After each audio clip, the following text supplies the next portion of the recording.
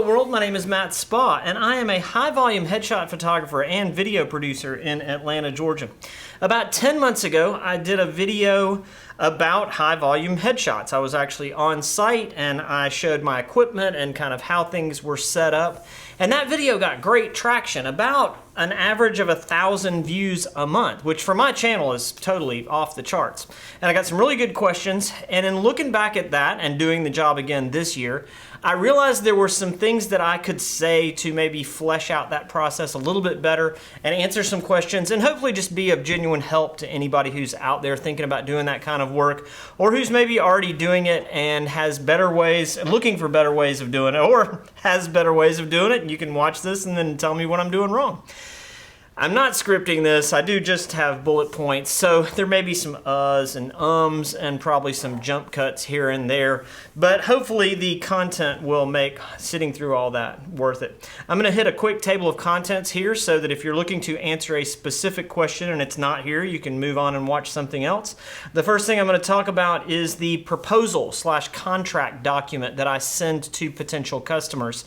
This goes out after we've had some initial conversations and kind of firmed up some details, and it says what I'm going to do, what they're going to do, how we're going to do it, and when, and what I'm going to get paid for it. We're going to talk about packing and transporting gear, packing and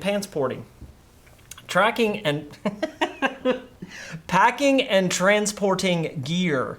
I'm going to show you all my cases and what cases I use and how I pack everything in there and how I keep track of stuff. We're going to talk about tips for a smooth shoot day. And in the last video, I talked about where the equipment was set up, but I've since adjusted even that a little bit to obscure the subject from being viewed by the people who are waiting to be photographed. So anyway, we'll go into that. It's going to be great. We're going to talk about breaking down stuff and getting out. I'm going to do a very short, high-level discussion of insurance. And if that's something people want to know more about, please comment below, and I'll see if I can actually get maybe an interview with my insurance guy to give some very specific and probably more timely information. And then I'm going to close it all out with overall thoughts on getting good images and getting called back. So the first thing we're going to talk about is the proposal/contract. I will make the text for my proposal available. So there'll be a link in the description where you can get just the raw text unformatted. You can use that as a starting point. There's nothing there that is really legally binding. It's more just a document that says, here's what I'm going to do and what you're going to do, and it lays everything out in writing. It does become binding when they sign it and send it back, because they're also going to send a deposit. So at that point, you're committed to all the things that are in the contract, as are they. When you're doing those discussions about getting dates and pricing and things like that, and all the stuff that's ultimately going to go into the proposal, try, if you can, to have a single point of contact within the organization. So the school that I did a year ago that did the first video, I just redid that prompted this. I have one person that I deal with, and she is the assistant to the head of school. And her name's Suzanne, and she is awesome. I am truly blessed to be able to work with her because she makes things easy. But having that single point of contact keeps things from getting confused. If you start talking to multiple people that have multiple ideas about dates and when they're going to be there, it can get ugly fast. And it also makes it hard to keep track of your email chains and things like that. So single contact, if at all possible. In the proposal, I have what I'm going to provide, which is professional images, basic retouching, and digital files for internal use. So if that's a company, they can use those images on their website. They can use those images in internal, employee documents or something like that. The school can use them for the yearbook, but they can't sell those images for commercial use to anybody else. And they can't, I asked them not to, sell those images to the individual who has been photographed. So little Jimmy, age 10, got photographed. Don't sell him that photo and make money on it. I need those people to come back to me for their digitals and or prints, because that's part of how I get paid. So that's specified within the document. The client is going to provide a number of things. They're going to provide, first of all, a spreadsheet that includes all of the people to be photographed. This is really important on a school because it's the only way you can keep track of things. But even on a small company or even a theater company or dance group, you need to know who you've committed to photograph, and you need to check all those off to make sure you don't get home and realize that somebody wasn't there and you didn't have that discussion. The spreadsheet for me is super crucial on the school side because I need a 5-digit ID number for each child. And I talked about this in the last video, but it's really important. The file that I get from them has a column with that 5-digit ID number, a column for last name, first name, class, teacher, and then 2 email contacts. And those email contacts are where the galleries ultimately go to. But it's really important, and I'll talk about this when I get down to the smooth shoot day kind of thing, to have those numbers. And it's also kind of where that assistant comes back into play because they're double checking the numbers with you. If you get them messed up, it's bad news. So in addition to the spreadsheet, they're going to provide an easily accessible area to do the photography. I ask for 200 square feet, which is a 10-foot by 20-foot area with a ceiling height minimum of 10 feet. That gives me enough room to set everything up and then have room for people to come and go without having to step over stuff, tripping over things. It's not good. I need AC power, and if it's going to be even a single day shoot, I ask for a locking storage area. And that's just to put cases in, things like that. If it's a multi-day shoot, then I may end up having some valuable things stuck in there. We'll talk about more about that again when I get down to tips for a smooth shoot day. Equipment we're running on site, multi-day shoot. And then the last thing that the client provides is that assistant that I've already talked about. You need somebody who knows how to get in touch with people, somebody who knows where the bathroom is, somebody who knows the maintenance man's extension, and the names of the people that are coming and going. Little kids who come in and here's this dude with his beard and all of his equipment, it can be really intimidating. If you have that assistant that is someone that they know, it can be really helpful to just keep them at ease. Lastly, and it's a shame that this is true, but it is, you kind of need somebody to be with you all the time that you're there. If something weird happens the day that you happen to be there and all the Fritos go missing from the machine on the 3rd floor, if you have someone who was with you all day and they can say, man, Matt did not steal the Fritos, then that's good. There's obviously lots of other situations where that can protect you, so have the assistant. And that assistant, again, needs to be somebody from the organization, not somebody that you bring in. The next thing on the proposal is a description of services and the workflow for the day. So this talks about how the students are going to move in and out, or the adults if it's a corporate gig.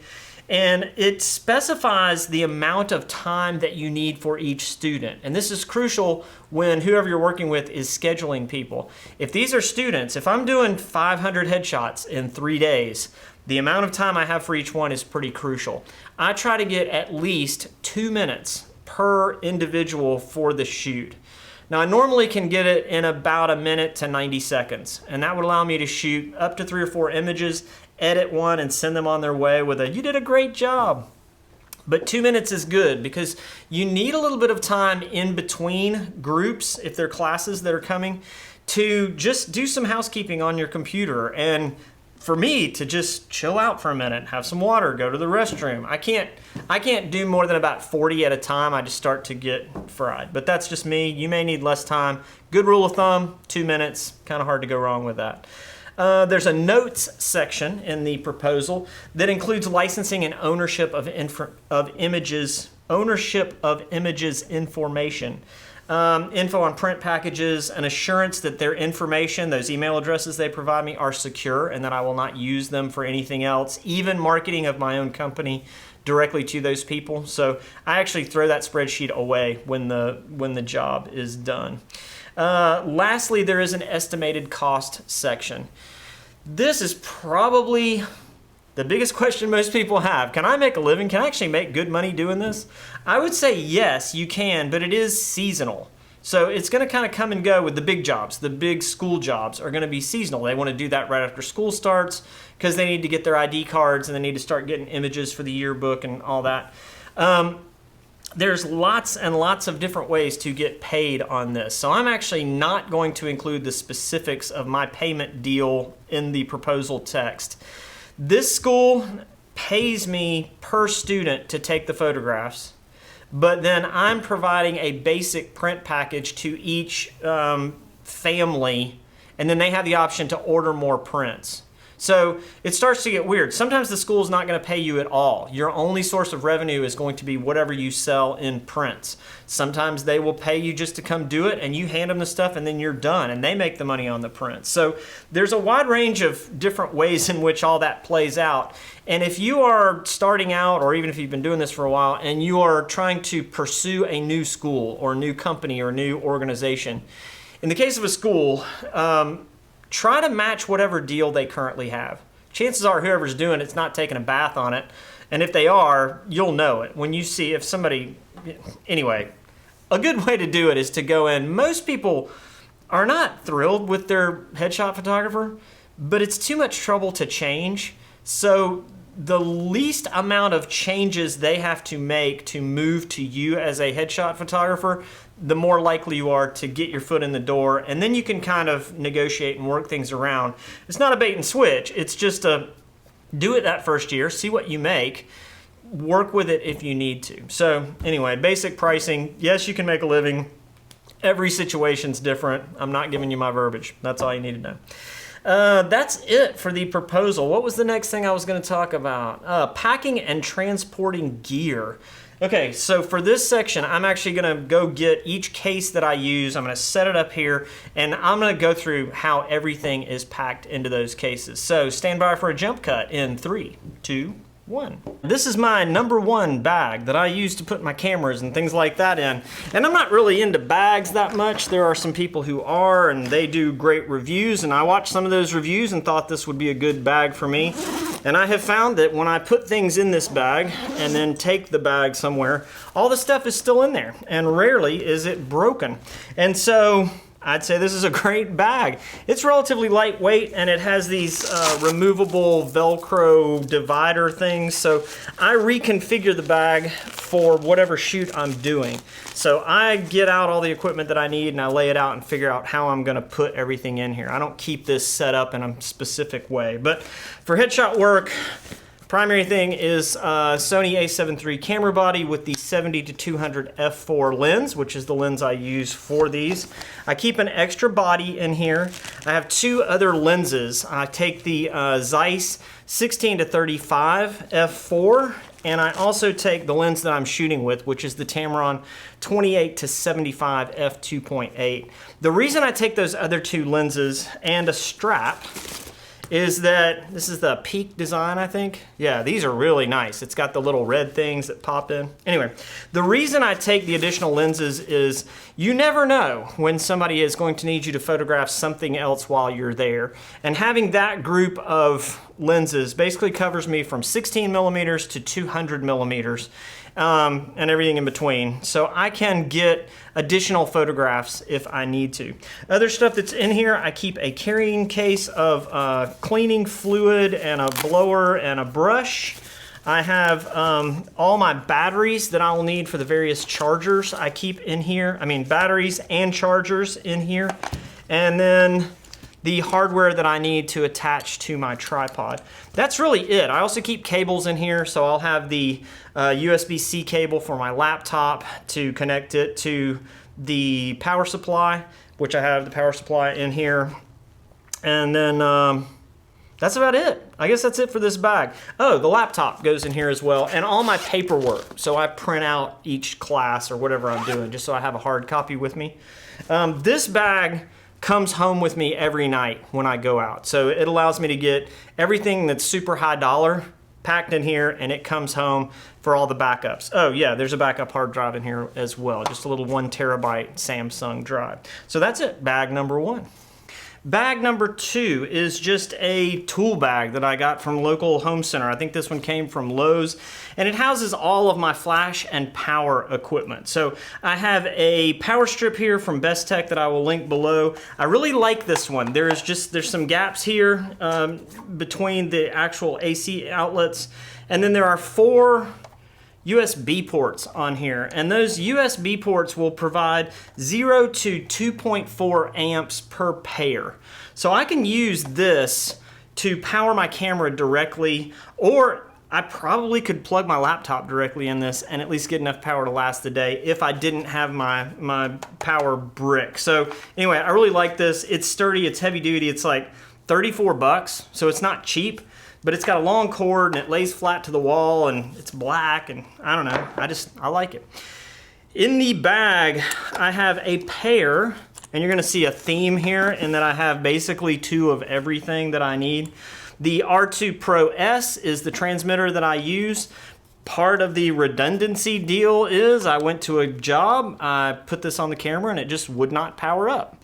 I opened it up and realized that I had left my batteries in it. Don't ever leave the batteries in anything. When you're done with the job, take the batteries out. What had happened was the battery had started to corrode slightly, and one of the contact pads inside had just enough corrosion on it to stop the power from flowing. So a little bit of steel wool and some dielectric grease and it all worked just fine. But I would really hate to lose a job because of a $39 component that failed that I just didn't have another one. So they're cheap enough, just have 2, just have 2. The next thing is a pair of Evolve twin heads. This allows me to put the 8200, and I go over all this in the other video, so watch that one. But I put a pair of those bodies on the back, the flash bulbs on the front. It is a Bowens mount, so it clicks straight into my 42-inch glow beauty dish, which I use as my key light. Again, I have a pair of those. And because maybe I'm just super paranoid, I also have the just plain clamp with no electrics in it. So this is just a clamp that you can stick a speed light into, or the 8200 or anything that'll fit, I guess, that also has a Bowens mount on the front. So if both of those were to die or get stolen or get dropped or get wet or whatever, I have a unit that requires no power. It has no internal electronics that will get me through the day, which is very nice. I have a pair of the basic Zoom Li on lithium ion, I guess, R2 speed lights. I use one of these in the kicker light that goes in the back, the little Fodix 40 by 90 centimeter softbox. And like I say, there's a pair of those, but I only need one. And then I have 4 8200s, and this is the flash unit that I use. I love these. The job that I just did, literally, I took 500 and something headshots in 3 days. One time, one of these didn't fire.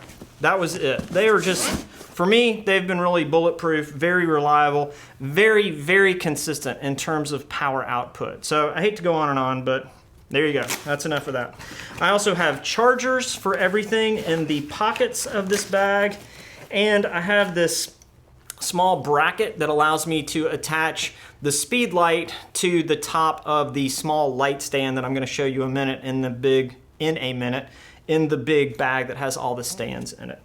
So this is basically everything I need for flash and power. And then I usually throw these in there too. These are just OXO chip clips. They don't make these anymore, sadly, but there's lots of knockoffs. I use these to hold the backdrop to the rod at the top, just to keep it from rolling around.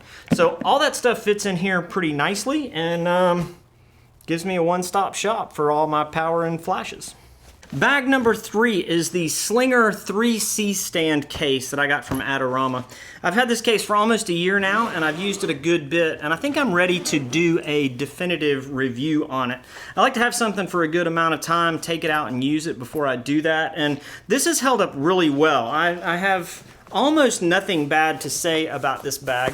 The only thing I would say is that inside, it's very, very orange, and that's not necessarily a bad thing, but it is what it is. Anyway, it's orange. In the top, you have Velcro straps to hold 3 bases for your C-stands. They work really well, keeps everything held in place. There's a padded divider between that and the rest of the case. And like my Pro Tactic 2, all of these dividers are Velcro, so you can reconfigure this case to whatever you need it to do. I only carry 1 C-stand on this job, so I can put everything else in here. In the first compartment, I have the column for the C-stand. The second compartment, I have a 40-inch arm for it, and I keep the grip heads over here. In the front, I have this Flashpoint FPS6. This is a basic, air cushion type light stand that comes with this plastic grip head that I'm not crazy about, but it does the job. It's just not super elegant. And it has these clips that allow you to adjust the length of this arm and put different sizes of reflectors in. So if you watch the other video, you'll see that I use a reflector off to the subject's right side to fill in the shadows, and that's what this is for. The last single stand that's in here is this super cheap small light stand that I use to hold that kicker light in the back. So the clamp that I showed you from bag number 2 goes on top of here. The last thing that's in here is the stand for my backdrop. And this is one of those things that, like you buy the budget model of things, shall we say, and then over time you kind of upgrade and you get better stuff. I've never upgraded this, so this is still like the original super cheap backdrop stand that I first bought when I started doing this years ago, and it's not great, but it still does the job, so I just keep using it. It's a pair of air cushion light stands, basic. I think they're 10-footers. And then it has these little sections of rod that you assemble. You put these things together like so with their little clips. There you go. And it makes a big rod that goes across the top. Totally does the job. Not beautiful, but it does the job. The only drawback to this is when you put all 4 of these segments together, or even 3, which is what I use for my backdrop, it can start to sag a little bit. So I just have a piece of 1-inch electrical conduit that I cut to 6 feet long. I slide it over the top of this, and I can still clamp this onto the top of these stands. So it works, and it's lightweight, and it fits inside this case, which means I can easily see if I've got all my stands with me before I head out to do a job, which is just a little bit of, I don't know, peace of mind. And it's orange. Did I mention that it's really, really orange inside this case? Anyway, that is the overview of case number 3. At the end of that last segment, I think I referred to the Slinger as a case, not a bag, but case, bag. For our purposes, those terms are interchangeable. These are the rest of the bags that I take with me. The Photox 40x90 softbox, which is the kicker light that goes in the back. The 42-inch Easy Lock Beauty Dish, which is my key light. I use a Westcott 4-in-1, and I use the silver side as my reflector to fill in shadows on the other side of the subject. And then lastly, I take 3 sandbags. I get these on Amazon. They come in a range of colors. I put 9 pounds of sand in each side, and I just put that sand into a Ziploc bag and then tuck it down in here. These aren't super heavy duty, but they come in a range of colors, so there's that. I opted for gray, of course. The only other things that I take with me are my Manfrotto 055/402 tripod head combo, which doesn't have a case, sadly. I take the black stool, which you saw in the previous video, that kind of I won't say forces, but it gets my subject to sit with their body at 45 so they can turn their head back to me. I also take the heavy-duty stand that I keep my laptop on. And I mentioned this in the last one, I'll mention it again. Do not cheap out on your laptop stand. Just don't do that. And I think, oh, the backdrop also comes in a bag. So when I bought my canvas, and you can watch the video here where I made my very first video about painting your own hand-painted backdrops, the canvas came in a bag, and I just kept that bag in the roll, and that's what I use to transport my canvas. So that is everything that I take with me, and hopefully that was helpful. So you're all packed, and you're ready to go set up and get prepared for your shoot. Everything that I'm going to cover in this segment applies to high volume shoots that are going to cover multiple days. If you're doing a corporate board of directors, or you're doing a small ballet company or something like that, you're likely going to be in and out in a half day. You're not going to have to deal with storing stuff, bringing certain things home, some of the extra confusion that goes with that. So what I'm talking about here are those multi-day high volume shoots. The first thing that I like to do if I can is to set up a day in advance. This shoot was at a Christian school that had a church on the same property. They obviously were meeting on Sunday. I was able to go in Sunday afternoon, set everything up, and do a test shot. The shoot started at like 8 a.m. on Monday morning. So if I couldn't get there in the day before, I would get there 2 hours early. So I would be there at 6 a.m., which likely means that somebody's gonna have to come let me in. But I want an hour to set up, and then I want an hour to just test everything and make sure it's all working and chill out for a few minutes and have some water and be ready when they show up. So I was able to get there 7-ish on the day of because I had set up the day before. And part of that, an hour may seem ridiculous, but if you get in there and you take a photo and it doesn't work, you have to figure out what didn't work. And if you need to go run and buy batteries, or you forgot an SD card, or there's a lot of simple things like that that you can solve and not ruin your day, that you can do locally. You can run to Best Buy or something like that, buy an SD card. And so having that hour just gives you that margin. And again, it allows me to just kind of relax. I get a little worked up when I know I have to be on with a bunch of people for a long period of time. So having some time to relax before that, I don't want to go into it rushed and stressed. With everything set up, you're ready to start bringing people in and start getting their photographs. The previous video really covered kind of the basics of how that flow works. Your assistant is going to bring someone to you. They're going to confirm their name and their 5-digit number. You're going to take their photograph, rename the image file with their 5-digit number, and then copy that to the keywords section, which I have found is hugely important. And then you're going to repeat that number back to them to make sure all that's straight. So I think I basically covered all that. One thing I've learned over time is that if you can separate your subject from all the people who are waiting to be photographed, you can focus on that person a whole lot better and get your job done better and quicker. So if 32 8th graders show up to get their picture made and 31 of them are standing right there making faces at whoever's getting their picture taken, it's gonna take you forever and you're gonna get a bad picture. So separate them. I'm going to try to draw a little diagram on top of myself right here to show you how I set this up. Hopefully I can figure out how to make that work. But basically I have this 10 by 20 foot space. And here's my backdrop, here's my subject, and here's the door that allows people to get into that room. If I set everything up in such a way that I can put my fill light reflector in between the subject and the door, and I have my assistant keep all of the people that are waiting in alphabetical order outside the door, I can work really, really efficiently.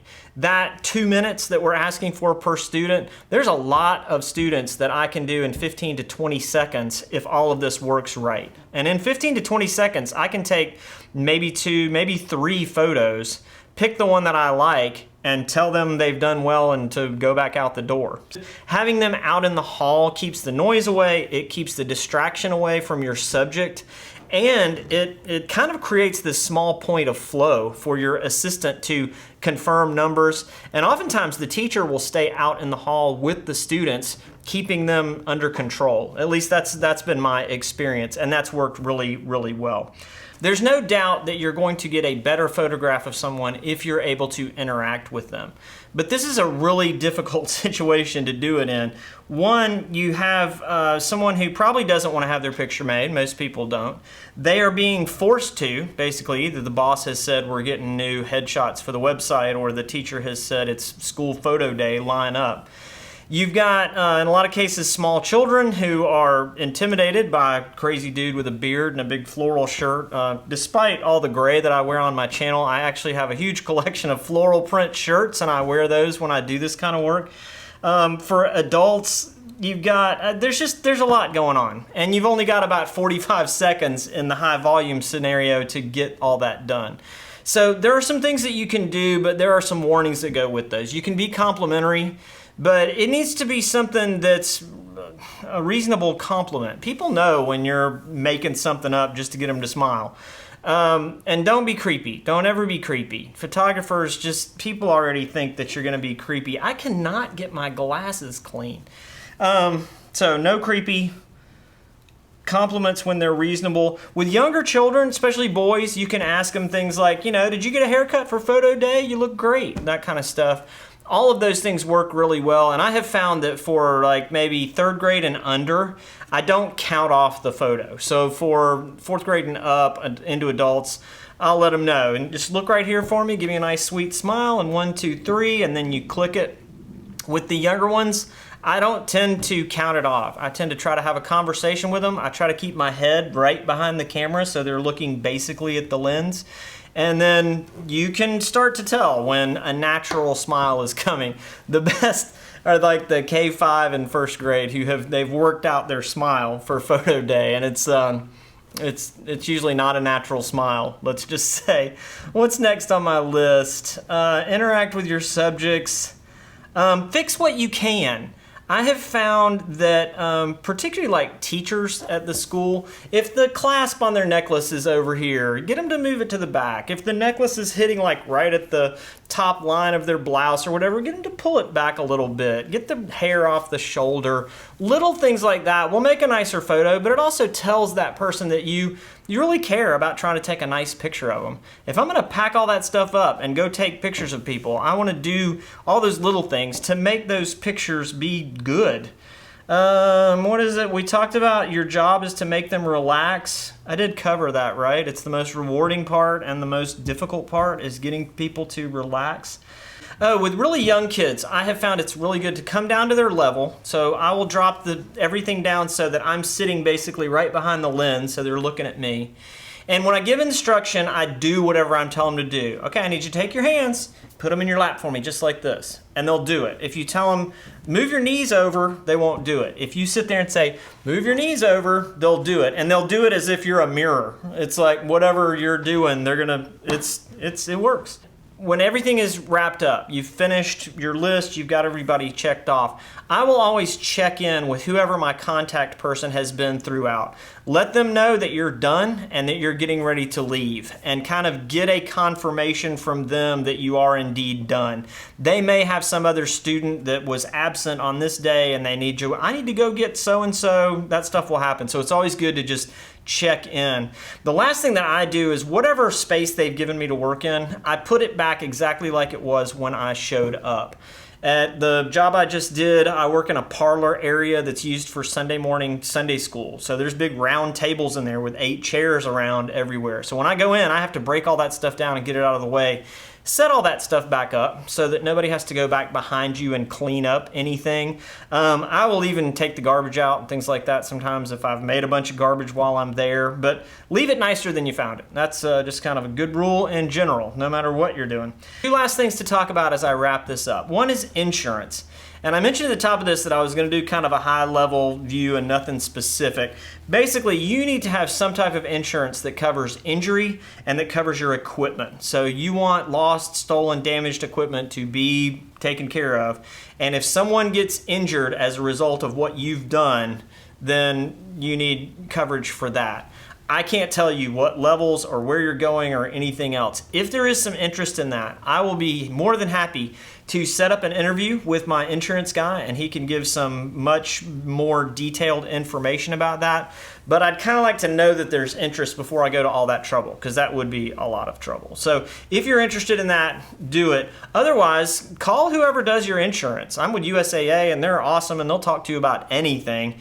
And just say, here's what I'm doing, here's the value of my equipment, here's the time that I'm going to be on site, and just see what it would take to get some basic coverage in there. I used to review insurance policies for an organization that I did some property management for, and the agent there always told me, the biggest thing you need to remember is do anything that you need to so that you are never accused of negligence. So tape down your cords, put your sandbags down. If it means using bright green or orange tape or making a little road on the floor for people to move into, if you can do those things to prove that you are aware of people's safety and that you've done all that you can to not be shown negligent, it will help you a great deal. It also makes you look good to your customer. I hate to do things just strictly for optics, but it can't hurt for them to know that you're aware that these are things that should be taken care of. And I think it just makes you look conscientious. The last bit of advice I would give is just stay flexible, which I know I've said before throughout this and in the last one, but stay flexible. Things are not going to go to plan. And if you get rattled and get uptight and get nervous about things like that, it's going to translate into the photos that you take, and it is infectious. Your subjects will know it and they will get uptight as well. So stay flexible, enjoy the shoot. For me, the actual sitting down, interacting with people and taking their photograph is the easiest and most fun part of all of it. And if I can relax and enjoy that, it's going to make a world of difference in the quality of images that I get. The setup and packing and getting everything in is physically demanding, and it's just hard work.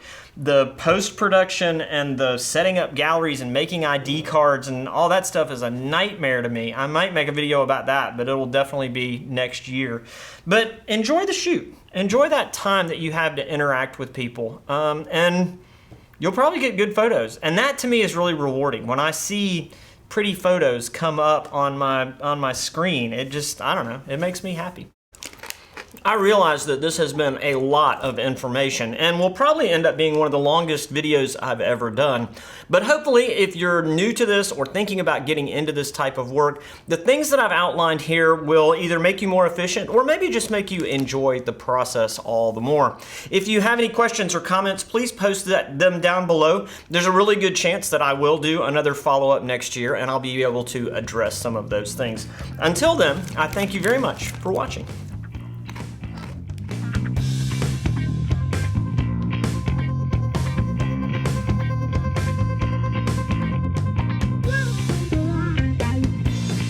Thank you.